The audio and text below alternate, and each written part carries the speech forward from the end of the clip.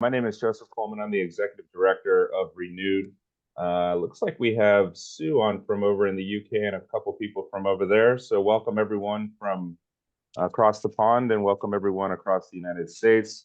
This is the first session of the Sales Leadership series titled Know Your Audience.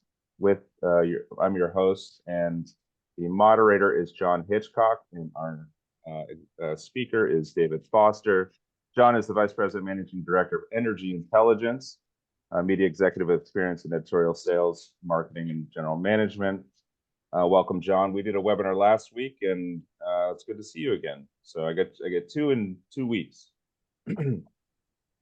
Well, it's my pleasure. Renewed's a great place to do 2 things in 2 weeks, if not 2 things in 2 days. I'm going to be an immoderate moderator and insist that this is really a conversation between David Foster, who's the CEO and founder of BVR, which is itself a great organization with lots of lessons to share with us. And David and I will have a conversation, and in typical Renewed fashion, we want you to join the conversation. Don't jump in quite yet, but I mean, at the sort of the halfway mark, David and I will trail off and welcome your questions about happy holidays or otherwise. And I think that's only proper, because even as David and I talk about knowing your audience and how important that is, we don't have all the answers. This is really to bring to light a few best practices and then open it up to other people to share theirs and perhaps debate a bit about those practices. As Joseph mentioned, this is the first of 3. I'll also be a moderator, but not an immoderate one. I really will just be moderating a second show on January 10th, which is on engagement. And that's with Dan Fink of Money Media and Angela Kornigar, who is a CEO of MedLearn up in Minneapolis. On January 24th, we'll have the final of the 3 structure and compensation of sales teams will be the focus. And that will be with Sharon Fernando of Warren Communications and Stephanie Williford, who actually does have a day job working for a firm in Atlanta, but you wouldn't know that because mostly she spends her days working for Renewed. Well, thank you, Stephanie, for joining in that seminar, or rather webinar at the end of January. Today, though, all about knowing your client. Why do we do this first? Why is it important to know your client before you get into the sales routine, especially know your client as you get into a new year? It's probably self-evident to most of us, but if you don't know your client, how are you ever going to make sure that what you've got is really relevant to that client?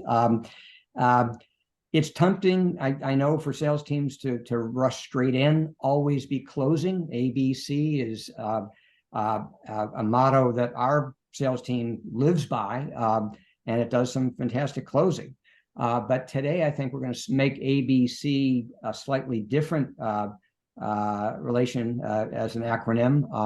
No intellectual property violations there if we decide that ABC is really audience, business, and customer. That's what you want to know. That's who you want to focus on as you think about sales plans for 2024. And where does that journey on ABC begin? Maybe with the 7th century and a Buddhist philosopher named Dharmakirti, who put it this way: the friend you see on the street today is not the friend you saw yesterday. Well, what does that mean? I guess in modern translation, it might mean shit happens. People change, industries change, and you've got to be ready for that change. David, what do you, would you agree or would you disagree? Happy holidays, by the way. John, if you said it, I agree with it. So we'll start there. And also, almost everybody on the call today, I know, has a huge amount of experience working with this problem of audience knowledge. I think John's point is a good one to start with. Conditions are changing all the time. So that requires that every single step of the sales process be re-engineered to I think be easier to, both for your account leadership teams and your customer success teams, but also for the record keeping, so that you are iteratively learning about your customers. We've spent a lot of the last year, the BVR team with Lisa McIntosh, who I think is on the call. Thank you, and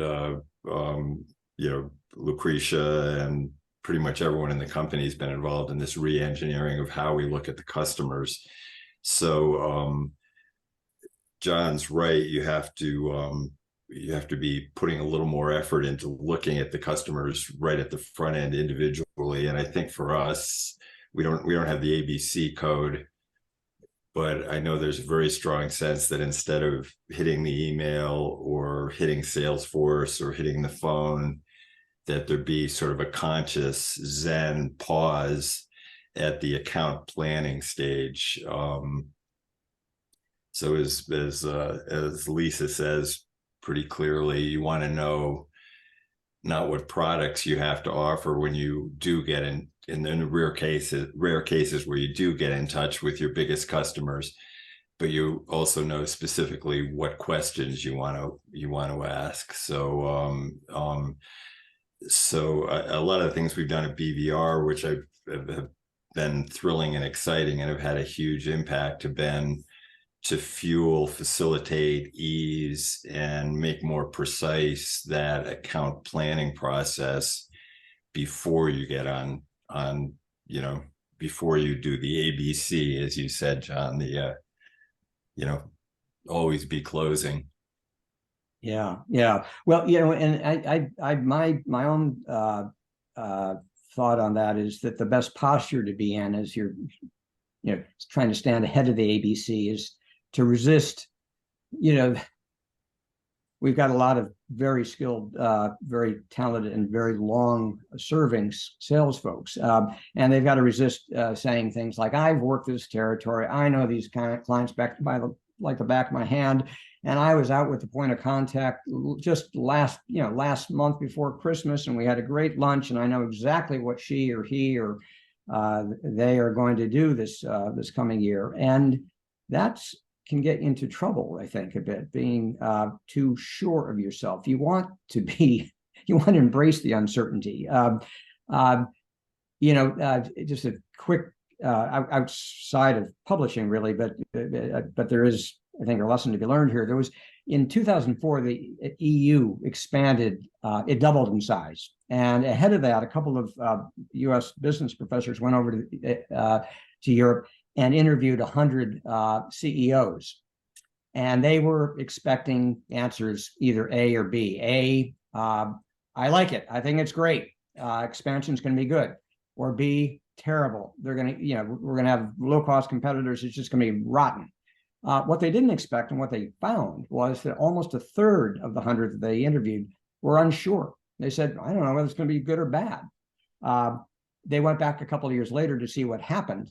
And it was this group, the unsure folks, who actually had gained the most in the previous 2 years. On average, their company's performance had outshone those from the CEOs who were very positive or very negative.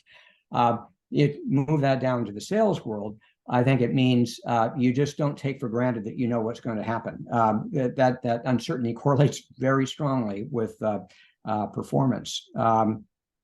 David, I don't know if you've got any examples or thoughts about how uncertainty in action has helped with you guys. I'm happy to share some. You go first. I think at two levels, maybe having to do with projects we've worked really hard on to improve sales success and customer success. Again, over the last 12 months, we're still working on it, but at one level,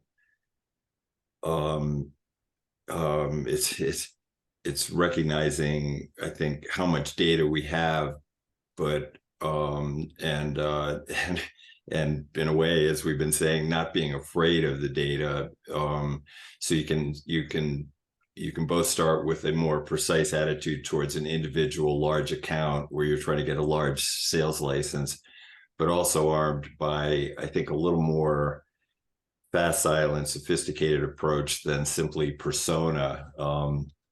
And a couple of examples of this that I'll start with, maybe tech a little bit, how we've evolved the tech infrastructure to support this. One thing is, I think many of the people on the call today are in the Salesforce environment or some other CRM environment. When you think about it, you've got your whole sales team in that system every day, recording information about your best and most important clients. I think probably many of us share the experience that somehow mysteriously that information is either inaccessible, irretrievable, or does not help with account planning when you're about to make a call. So kind of taking advantage of the capabilities there, but making it simpler to use so that you're recording. I think right now, while we're on the call, all of our salespeople are collecting customer information. They've collected a ton since this call started. How do you make that information actionable for the next call in 2 months or whatever? So I think getting the key indicators in front of your salespeople is one thing, by sort of improving your Salesforce or your CRM installations so that they have what they need at their fingertips. So that's one technical adjustment. Another thing that we did that has been incredibly empowering to me is also understanding customer behavior according to demographic and smaller groups within your entire customer database. So like we have very different buying behaviors with, say, our top 50 customers, our next 400 customers, the next 600 customers. Then we've got a group that are sort of single product purchasers, and then we have one-shot purchasers. So as you go down through the size of our accounts, you see very different behaviors, and there are personas and product champions within each of those. But there are also, if you're able to analyze all that data, you'll see that there are definitely what we've been calling poster child customers, who sort of have everything, love everything, and have a certain set of behaviors. The more intensely you do that, at least in our case, what we immediately saw was that the biggest opportunity that we had wasn't to go out and beat the bushes for new accounts. We have very slow movement up the sales funnel, but we had this huge white spacing opportunity that, there'd be a group of 20 relatively similar customers with relatively similar business practices, and customer number 1, 2, 7, 9, and 14 were $80,000 accounts. And then we had a couple in there that are $3,000 accounts, and one that's $120,000. So you can, within that, you're sort of learning about what the potential is for these customer groups that have similar behaviors. We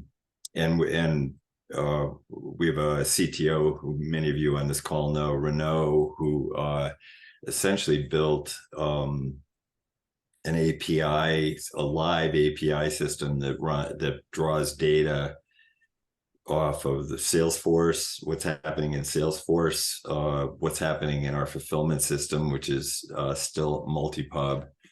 And as many of you know, that can be kind of a difficult problem, but their API systems improved hugely over the last couple of years. And then we're also pulling data from live data from other systems. So we have a kind of the ability to identify these segments of, say, groups of 10 customers that should have similar behaviors, but one firm gets training but doesn't get data from us. Another one gets data but doesn't get news and research. So that analytic tool, I think, is, and the Salesforce implementation, those are two tech answers to your question, John, at sort of, I guess you'd say, micro group understanding of what the best buyer behaviors are. That then results, just in response to your question, you know, if that could be turned into an account plan where the goal of which is to identify specific workflows within the customer, everybody does things slightly differently. So instead of saying, for instance, in our market, industry research is essential, everybody has to do it, it's required by the standards in our marketplace. So instead of saying, I see you don't have any industry research tools available, how about these products we have? You know, the question is, how do you guys handle industry research at your firm? You know, so but you know that there's another company across the street that has industry research, has, you know, everything else, so you can sort of suss out you know, overall buyer behaviors by very small segment within a customer database. Yeah, no, and that those questions allow you to group people by relevance, and the relevance is, how is your information relevant to them? Ferreting that out, it's so critical, and the data do tell great stories. We'll get back to a bit more of that, I'm sure, as we talk. You know, one of the things that I ask, plead, tell, command, demand our sales folks to do is be very critical about their lumping of clients. And, you know, even within the large, you know, site license, global enterprise license type clients, there are differences in certainly industry. Their businesses are different, but also difference in performance. Some are what we'd say in crisis. They're doing or rather, they are not in crisis, but we're in crisis with them.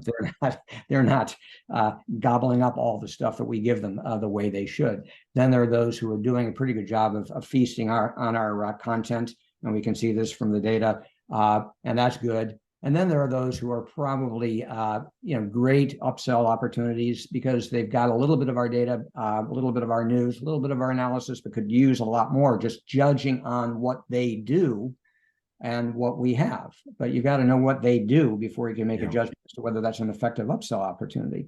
You know what, you know, just, you know, in what mood these companies are in as you try to approach them, whether it's an industry view or an individual customer view, it can't be any easier than just suggesting to keep up with the news. And I know that sounds, again, like it's just too simple to be of much value, but I can point to a couple of examples in my experience, you know, companies that I've worked with, teams I've worked with, where a fellow has brought in a very good deal, negotiated around it so that there was a proviso that if that company should happen to divest a major portion of its assets, that the deal would kind of dissolve into something that was much less of a deal. Yeah, fair enough. Well, sure enough, 2 weeks after the guy had signed the contract, we got a notice from that company saying, guess what, we've just sold off half of our business, we revert to the lower price. Yeah. And I said to the fellow, this is sad, I'm sorry that you didn't see this coming. You know what? I just did a quick check and I noticed that our own company did an article on the likelihood of this divestiture by that company 2 months ago. Yeah. You didn't see that? Yeah. And then you know, examples of success where people did keep up with the news and were able to anticipate needs because they knew what companies or the industry or the audience more generally was going. Yep. You know, our business, Energy Intelligence Group, guess what? We feed a lot of information to the energy world and banks and governments that work with energy. So knowing a lot about the energy transition is important. Yep. But not every company within the energy business, not every bank within those serving the energy business thinks the same way about energy transition. We've got to understand what their needs are before we can pitch to them about what we have. Yeah, I think there are, you know, there are a couple of ways to create those opportunities to not be surprised. You know, and I again, I think many of the people on this call have been doing that for a long time, but I think the demands of this current economy and the complexity of sales as our companies get bigger and our products get richer and the purchase prices get higher, there's probably more precision required. But some of the fundamentals are I agree with you completely, John. That to the degree we still have journalistic organizations within our company, and at BVR, that's essentially 1.5 people. It's, the content part is relatively small, but even, if you're planning training programs, and you're using your customers as experts, those are essentially journalistic efforts. So there's a part of becoming very, very sophisticated at engaging your account management and customer success teams in the journalistic enterprise of recruiting experts and giving them more chances to participate within your ecosystem, I guess you'd say. And so that's a learning capability, as long as you're able to capture it, as you said, so you don't say, wow, we just had the biggest sale in the company history and then the company went bankrupt the following Monday, so you don't have that kind of thing. So there's the increasing strength between the journalistic parts and the sales, the biz dev parts, I guess. There's also finding increasing ways to use your poster child customers and your aspirational poster child customers to bring them in, so you're in constant contact with them, exchanging IP at the thought leadership level. Obviously those people become huge friends of yours, so when you're effectively publishing their expertise, at BVR, we still call that file the FOBVR file, Friends of BVR. So that kind of thing. And another thing I think we sort of did as part of this project we've been working on last year is sort of combining, like we sort of started a top 100 top 100 business valuation firm research effort. Obviously that is kind of a good branding thing to have when we send it out, BVR's top 100 or whatever, but more importantly, it gives you an excuse to talk to your top 100 customers to understand what's going on with their business, so some of those kind of branding activities actually become incredibly effective. Know your customer experiences. So all of those things are around you're collecting a ton of data already, but it's not necessarily getting into the account planning process, and just trying to make that as simple and clear as possible, I think is an extraordinary challenge for all of us. So the last thing I'd throw in there too is we did actually, I've never been a big fan of formal client interviews, but we did use a third party to, we sort of came up with a list of 12 of these poster child wannabe customers, and all of them excitedly jumped on, said, yeah, they'd participate in interviews with this third party. Obviously using an outside person, I think, really helped, because people could say whatever they want. Fortunately, it was generally very nice, but so you now got this extra data. You have some general understanding about where people want to go in, say, in the next 24 months. But even getting that into an individual account plan can be a little clunky if the connection's not right there. That information's not in Salesforce. The salespeople aren't seeing it.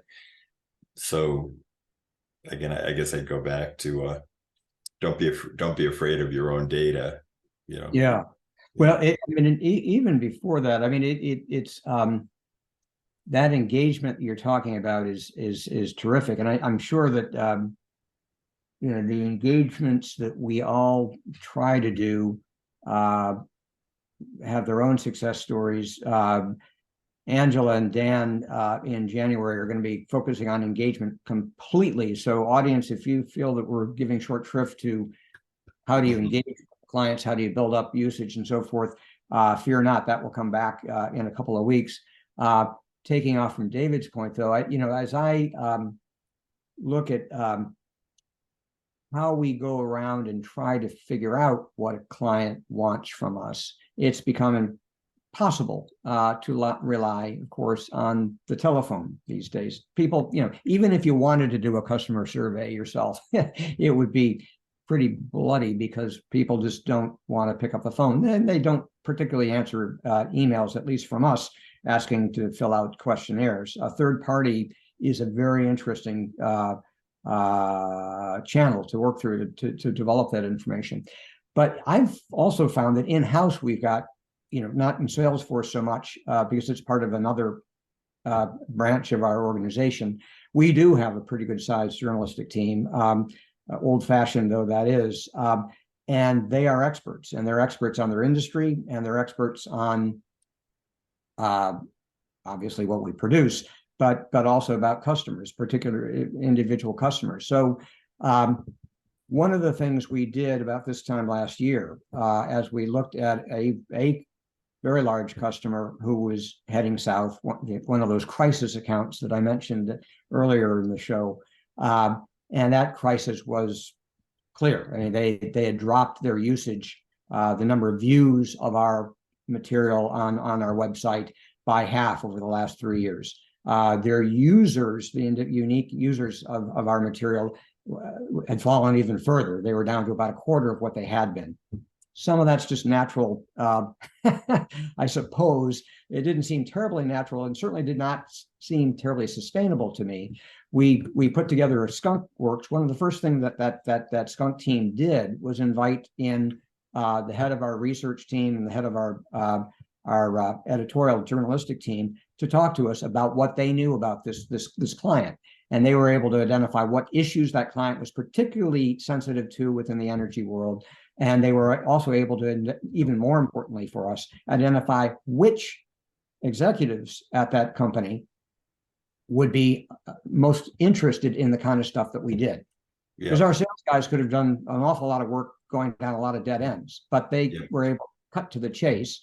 And within a matter of weeks, the account plan had been developed largely around what those folks had said. I grew up as a journalist in publishing. When I finished journalism school, the last thing I thought I'd ever do was talk to a salesperson, because salespeople were on the other side of the fence, and we kept that Chinese wall, that fence, very, very tall. It's not so much anymore. And I think as a journalist, I feel flattered when somebody comes over and says, "Hey, can you tell me what you know about company X?" Now, I'm not going to give them my secret sources, but I will tell them a lot about what my secret sources have told me. I'm not going to tell them the story I'm going to do tomorrow about that. That would not be a good idea, but I'm going to certainly tell them kind of the gist of what that story is about.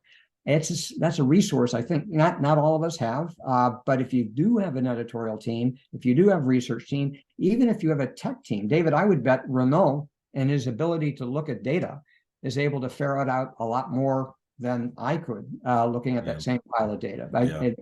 How has he played? You mentioned a little bit about how he's helped set things up. Has he played into your kind of determining the grouping, the segmentation of your accounts at all? Well, Renault's a tech guy, so there's that problem. But no, he's been central to it. Not only in collecting, but facilitating the ability of getting, I think as Lisa McInturf says, getting the right information at the fingertips of the salespeople when they need it. So the tech part of this is unavoidable, as all of us know. And it's not just installing a CRM. Obviously, it's making that data set real and then connecting that with all the other systems in the company. So the journalistic information, yeah, tech's definitely there. And you mentioned a bunch of other points there, John, and also I'd point out Joanne posted in the chat, that note about just about using sort of a tech keyword rubric as a way to pull information. Maybe we'll talk about that a little bit later. Again, obviously a very simple way to say, if you need information on this part of your market segment, where is it showing up in your entire ecosystem? So there are different ways to do that, but using both the technology and the increased know your customer sort of research. I've been really surprised by a couple of things that have jumped out. One is within your customer database, or at least within ours, there's a huge difference between growth and maintenance opportunities. And if the data doesn't, if all of your customer data doesn't support identifying which of those two buckets your customers fall into, it's going to be almost impossible to align sales compensation and account executive structure, your sales organizational structure, with the best opportunities. So after all this extra work we've done in the last year, that simple sorting is sort of the beginning. And obviously the reason for that is, if you sort of project from a budget point of view what the growth potential might be for the accounts with the biggest gaps that are most likely to be growing, it's easy to look at a annual account kind of renewal rate from those customers that might be 125% with upsells and add-ons, that kind of thing. Whereas the maintenance part, you're maybe price increases is the best you can do to get any growth out of that. That's the only sales tool you have. So that sorting's huge. And another thing I would say, when you look at the customer database as a macro level, in our case, the bottom 25% are almost all one-shot purchasers. The average account value down there is about $800 in the bottom 25%. The total revenue at our company from that group is about $300,000 a year. That's our bottom 600 customers, and we're not huge. We're like an $8 million company, so that 300,000 isn't worth a lot. But we've got top account executives still talking to some of those people because we haven't done the sorting. So John, that answer to your question is sort of just empathetic. I know everybody on this call has some of the same problems, but I think we changed every single part of the business development process as a result of this, and many of those things will be covered in the next two sessions. The product road mapping to create engagement points, not wasting phone calls when you get them, making sure that every single one of those conversations is material. And then also, like I said, sales compensation, which is the third session. Yeah. Like how do you incentivize people that identify the growth accounts very effectively and capitalize on them? So the whole thing fits together, and everything has to change at once almost. Yeah. Well, one of the routines, one of the challenges at this time of year is trying to assess who's going to grow and who's possibly going to fail. What are those accounting crises? What are those growth opportunities? And you've segmented that pretty well, it sounds like, David. We're starting to, yeah. Like everybody else.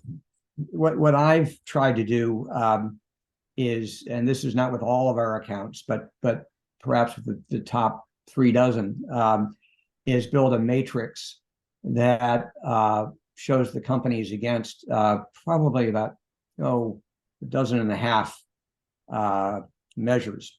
And a lot of those measures are users and usage. How many, what's the trend? How are hits trending? Are they going up or down? And relative to the company's size, are we seeing a lot of traffic from them? How many people, how many individual unique users are on the site? How's that trending?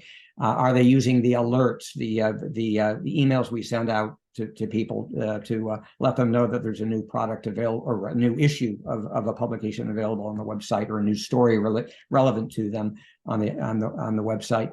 But along with that, I've also taken to keeping track of things like how do we feel the strength of our relationship with the point of contact is? How is our relationship with the C-suite, the folks who actually control the company? How well integrated is our material technically inside the company? You mentioned APIs as being something that a lot of your clients are beginning to use. Same with us. I mean, if you can have an integration of your content within a company through some sort of a feed that has a proprietary element to it, boy, that's a lot stronger than just simply saying, come to our website and get it when you think about it. And then other things that are kind of outside our control. How is the company's finances? What's the industry outlook for? Where is trouble? And you rank these on each of these categories on a sort of a 1 to 5 scale. You can't do it any more finely than that, I don't think, because then you're just being silly, because these measures are just not that precise, many of them. But you can get on an average of those metrics that's pretty telling as to whether you've got trouble or whether you've got some really hot opportunity going. Have you used any sort of a matrix or other form? It's not something that's generated by Salesforce or NetSuite. It's kind of a bloody hand tool that I put together, but maybe there are better tools than what I've devised. Maybe some of the folks on the call can chime in. With I mean, this analytical tool to me is like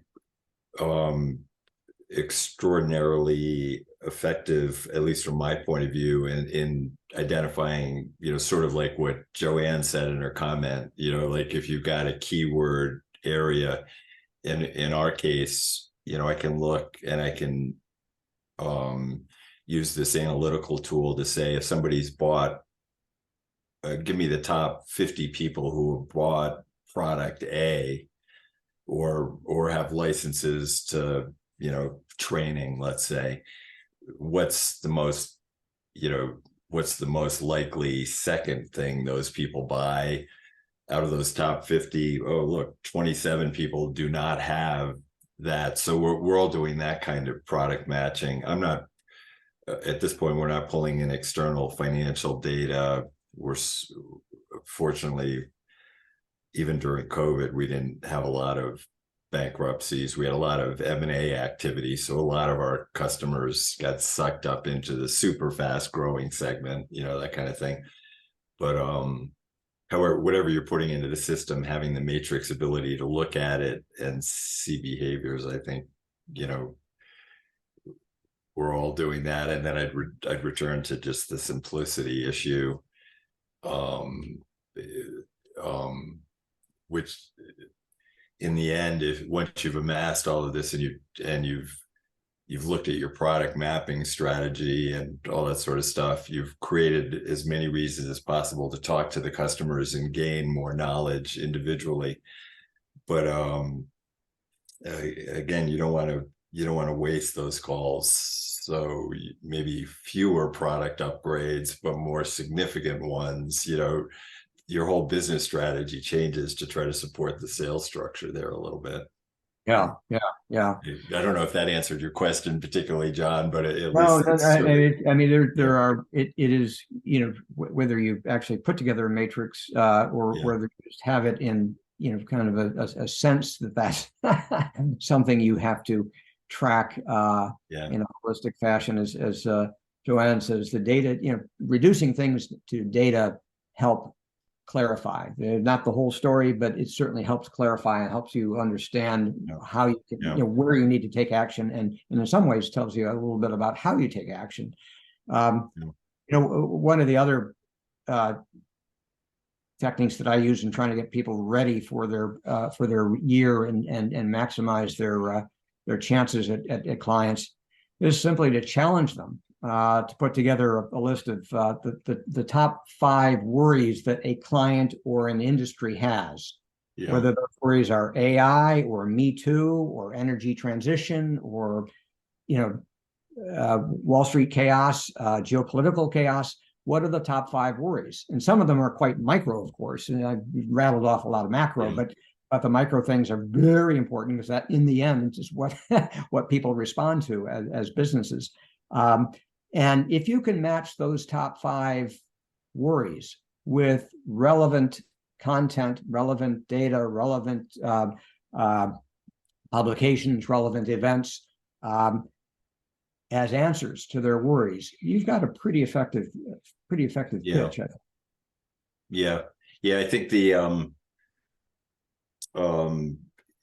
I like the top 5 thing, and I kind of laugh because obviously all of us on this call who have been in the information industry for a long time, I mean, I still tend to default to kind of a product orientation rather than an average account value orientation. Like, that's just my natural thing. So you identify these top 5 concerns, and I'll tend to say, oh, we should adjust product C with these new bells and whistles that will match need number 3, let's say, and that's just going to be great. That's the way I tend to look at kind of the go-to-market problem. But even when I do that, I realize I'm not formally tying those either product enhancements or sales opportunities to what the real business opportunity is. So I think there's a discipline of getting that language precise enough and getting it in front of your account executives, so your account executives always are aware that they're calling about a problem that the customer they're about to speak to has identified as a problem, and they're presenting it that way.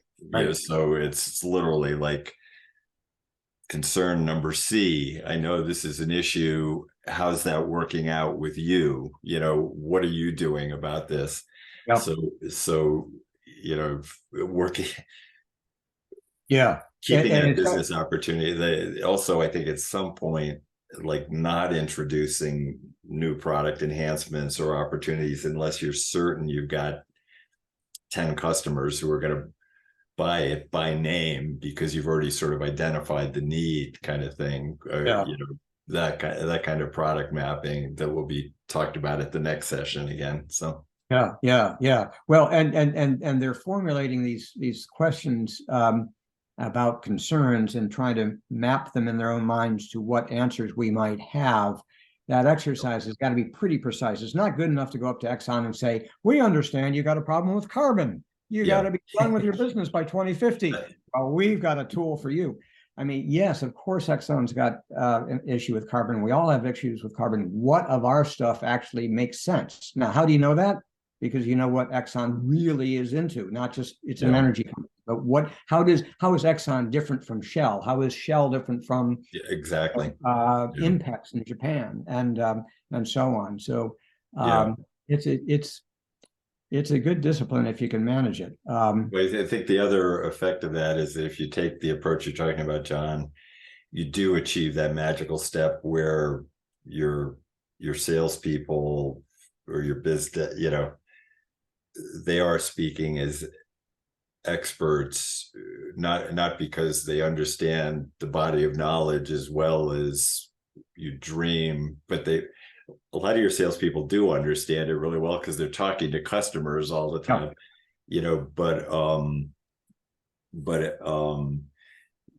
at least understanding that through better listening skills, asking the right questions because they're armed with the data, Yeah. it is an expert to expert. It's a consult. It's, you know, it's more than a consultative sale. It's sort of an emotional support group. You know, like what do how are you handling these pain points, kind of thing. We understand that Exxon's doing X. How's that working out? You know, it really is almost a peer-to-peer situation, which of course we all want. You know. Yeah, no, and it is, and you reduce it to that, and you've actually really elevated it rather than reduced. It becomes much more powerful, much more of a a meaningful exercise. And the sales guys are they've got numbers to hit. It's a hard slog to get through. I don't doubt, and it's so difficult for them to slow down a step and say, "Gee, I need to step back and ask some questions and do some learning. I'm not going to make it if I just throw stuff out." I noticed. I'm sorry. I noticed again, Joanne. Thank you. You're keep putting posts up. This is helpful. But the I want. I don't know if you looked at the chat. Just this is a place where I think, like, when you're talking about that pause, AI can be really helpful. Like we're not doing that per se, but Joanne, maybe do you want to chime in for a second on what you posted, John, if you don't mind? Yeah, if you've got, Joanne, that'd be great. If you've got an experience in that area, that would be terrific to share. But the concept, I would say, of like you're about to call Exxon, do an AI run around the pain point you're talking about and see what you get. You might really surprise. Joanne, do you want? Well, what we're doing though in our platform is we're using AI to actually look at all of the segments to say, what are people reading? Who are they? What are their identity? What are their demographics? What sites are they looking at? And then creating those segments specifically for the publisher, because a lot of them don't even know they exist. And that's where machine learning can identify these types of what we call monetizable segments. Leverage the technologies when you can. I mean, there's so many other instances of how we could do that with content recommendations and things like that. But I just wanted to point that out because it's something that I think every publisher should start leveraging. No, I mean, if you use that as a tool or if you don't feel comfortable around AI, maybe you're just too small or like us, too primitive to really be able to put that into play right away. Some of the basics are still there. I mean, looking around at, what industry associations are showing as their issues. Think about Renewed tends to have a pretty good lineup of content events at the summit or in these webinars that match customer needs. Our customers are our members. Well, the energy industry, the same. What are the buzzy industry events? What are the topics within those events? Who are the people speaking at those events? Who are the people from your client firms who are speaking at those events? What have they spoken on? You can take that straight back to the client and say, I understand this is a real concern of yours. This is interesting. Tell me more about it, and then work in the conversation how you're able to help the person with that need. Well, we're kind of late into the hour, and we've had some terrific chat stuff that we've tried to weave in as we've talked along. What questions, if any, do our folks in the audience have? An important question to ask, since we've been talking about the need to ask questions of our clients. We should ask you if you have questions. Yeah, just a reminder, everyone, if you have any further questions after, you can email me, joseph@renew.net. I'd be happy to get that over to John or David. And another reminder that the recording will be up on the website shortly after the show. So ask your questions, submit them now, and we have 10 minutes left.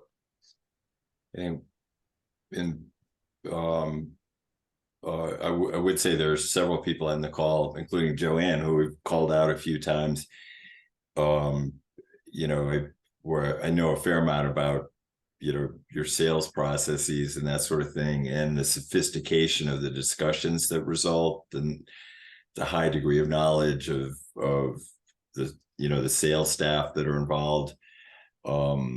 It's a very different experience from where a lot of us came, which was pretty close to the smile and dial world of just, volume, the volume calling. And again, those of us who've been in the business for a long time, that worked really well until, 2001, let's say. I don't know when it stopped, but you used to be able to do that.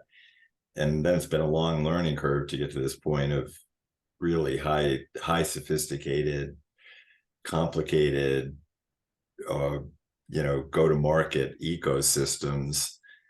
It's pretty amazing what we've all learned together, those of us who came into this from a direct marketing background. Yeah, it's a long way from 1979. Yeah. And that was in Bend, Oregon, if I remember. Yeah, that was the story, indeed. Yeah. Well, I'm delighted to have had a chance to talk about my experiences, and David, it's even more delighted to have heard in greater detail some of the things that you've shared over time with me about how you get BVR focused on answering customer needs and being ahead of the sales curve by knowing your customer. And thank you for those of you who've joined and added to the discussion through the chat and so forth. We're, as renewed members, we'll be around. As Joseph said, we're delighted to take questions, not just during the program, but anytime. A reminder again that on January 10th, we'll have a sales leadership webinar focused on engagement with Dan Fink and Angela Kornigar. And on January 24th, we'll finish with a fellow who was on this call, Sharon Fernando, 1, and Stephanie Williford, 2, who will discuss their experiences with tweaking structure and compensation to get the most out of their sales teams in the year ahead. So with that, David, any thoughts from you? As yeah, just I had a 3 weeks ago. I first of all, our market is business valuation experts. There are only, maybe 3,000 certified business valuation experts globally who do this full time, and it's a very serious professional group. So it's a small group, and I'm obviously not a practitioner. I'm a literature person, though I love math and I love accounting. But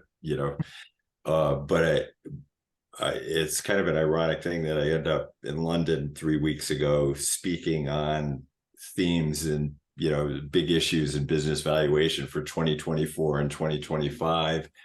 Not being a practitioner, but on one hand, you feel like you're a bit of a fraud, as we all do, an imposter or whatever. But on the other hand, because of this data, because we are talking to everybody all the time, I have an outsider's perspective on what the real problems are, so I think the trick of what we're all trying to do is to get that kind of expertise that we're capturing by looking both at the market segments, the persona, the behaviors, who the product champions are within each organization. You're looking at all that stuff and you're learning an incredible amount about the real pain points of the customer base. And so psychologically, it helps me get over my own imposter syndrome and be able to stand in front of a group of 200 business valuation experts and tell them what their problems are, but that's because that's Renault's work. That's Lisa's research. That's what's fueling my knowledge. So, it's just how to get that in Salesforce, so that it's in front of the people who are on the phone. That's that's kind of the trick. Yeah, and anyway. Yeah, it is. I mean, it all comes down, in my mind, the answer to the imposter syndrome comes down to asking questions, and really listening to answers. Yeah. You can do those two things and you can be an imposter, but at least you can be a successful imposter. Yeah. Yeah. Well, maybe if you do these programs, you can change the name for the rest of the way out, John. So Yeah, imposter syndrome. yeah. Okay, well, Thank you, John. imposters or otherwise, we're ready to get back to our day jobs. Thank you very much for joining, and happy finish to the year to you all, and I look forward to seeing you in one renewed venue or another in 2024. Take care. Bye-bye. Thank you, everyone. Bye, everyone. Great to see all friends here. Bye-bye.